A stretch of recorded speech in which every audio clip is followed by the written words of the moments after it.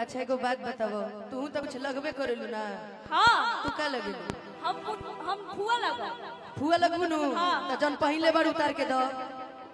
कौना ना तो से फुआ। अब बताओ, तू ही फंस गइलू। हम तार भैया हैं। तू बड़की मम्मी लगू, हम छोटकी ना मम्मी ना है। हम बड़की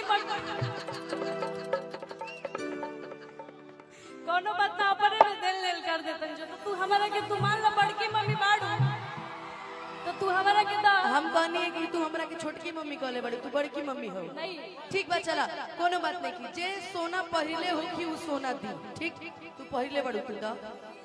आई मैंने कहा ला हमरे लेका करे जा तार ना होला। अरे रे बहुत बहुत बहुत बहुत जा हइयो चाहिए ना ना ना ना ना औरो कुछ चाहिए?